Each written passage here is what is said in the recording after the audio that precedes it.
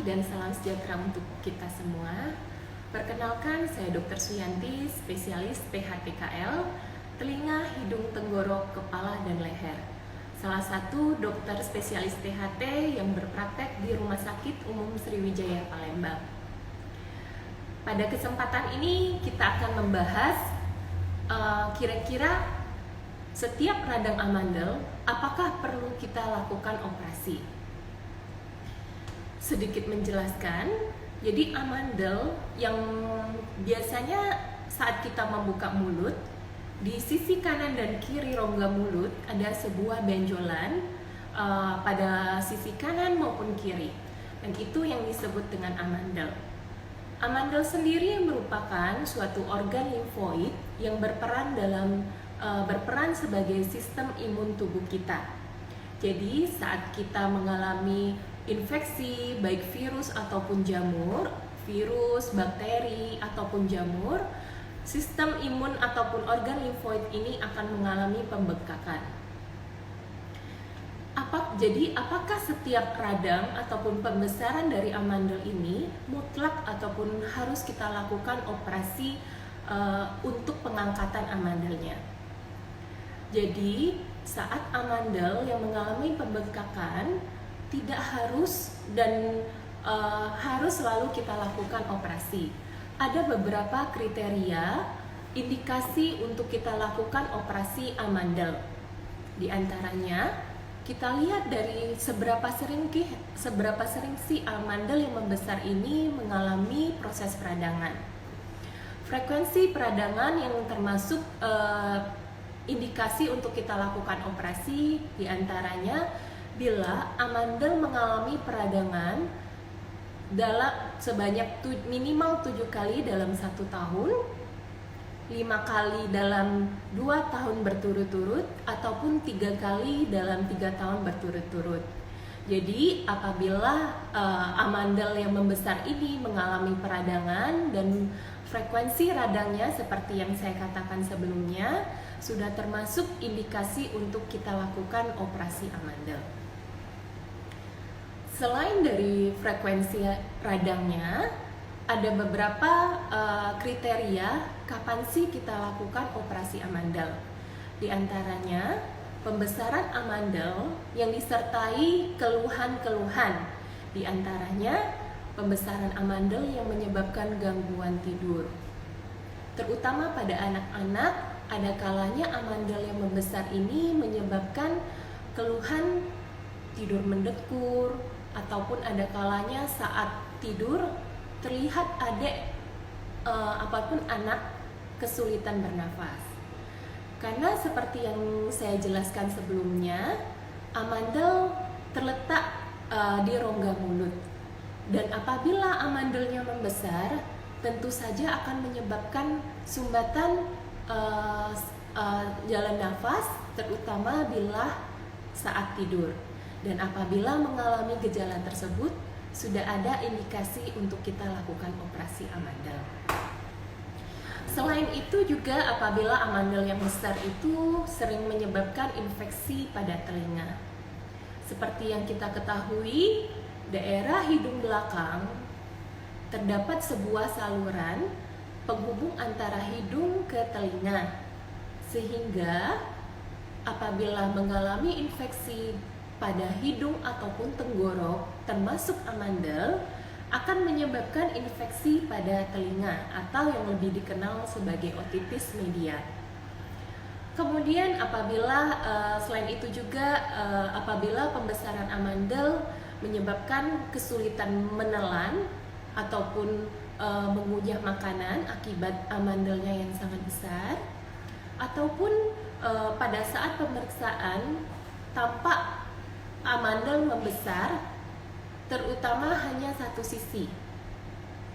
Selain membesar, juga bisa terlihat amandelnya bentuknya berbenjol-benjol dan teraba keras, dan ada kalanya disertai keluhan sering keluar darah dari rongga mulutnya atau amandel, yang menandakan ada suatu tanda keganasan ataupun mengarah suatu kanker amandel. Pada kondisi tersebut dapat kita pertimbangkan untuk dilakukan operasi pengangkatan amandel. Namun saat akan direncanakan operasi amandel, sebaiknya konsultasi terlebih dahulu ke dokter THT-nya. Mungkin nanti akan dijelaskan bagaimana sih prosedur operasi amandel, apa saja komplikasinya, resikonya, dan bagaimana sih pola makan yang baik pasca operasi amandel. Dapat berkonsultasi langsung ke saya di Rumah Sakit Umum Sriwijaya. Jadwal prakteknya hari Senin sampai Jumat pukul 9 sampai 13. Kita lihat apakah ada pertanyaan. Ada pertanyaan nggak? Mau lihat ada yang nanya nggak? Batal nggak ini? Secara langsung sama dokter ini. Bukan, ada pertanyaan nggak? Wah, ada yang nanya.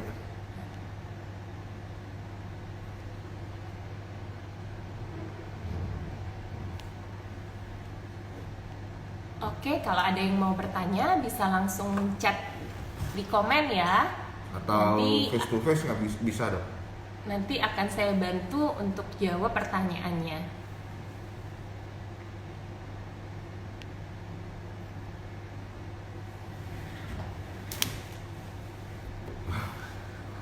Dokter si Anji cantik.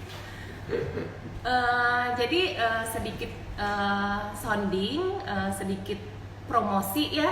Jadi di Rumah Sakit Umum Sriwijaya ini untuk praktek dokter spesialisnya cukup lengkap.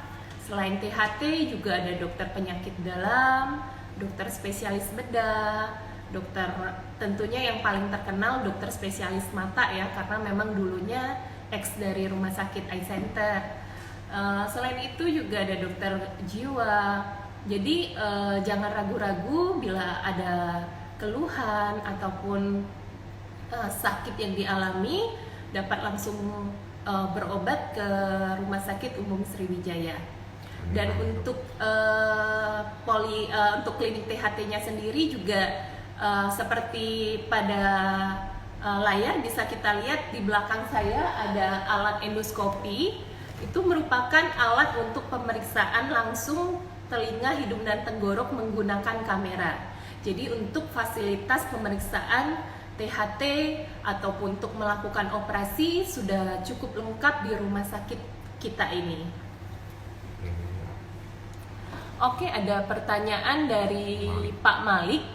Mau nanya dok, apa benar mitosnya kalau angkat amandel berhubungan dengan kepintaran anak? Jadi mitos itu sangat tidak benar Pak. Jadi tidak ada hubungan dengan amandelnya diangkat akan menyebabkan anak kita menjadi IQ-nya jadi turun ataupun menjadi bodoh. Jadi saat anak kita sering mengalami radang amandel, sering sakit, dalam 1 bulan bisa meradang sebanyak 1-2 kali. Tentunya saat anak mengalami sakit amandel ataupun radang, kualitas anak menjadi turun Pak. Anak tidak bisa konsentrasi, anak mau belajar juga tidak bisa, tidur tidak nyaman, makan juga akan berkurang. Justru pada kondisi yang sering mengalami peradangan tersebut, apabila tidak dilakukan pengobatan dan bila sampai perlu operasi tidak dilakukan operasi, justru akan menghambat tumbuh kembang anak akibat radang amandel yang sering terjadi. Jadi tidak benar ya Pak, mitos operasi amandel dapat menyebabkan mengganggu kepintaran anak. Pertanyaan selanjutnya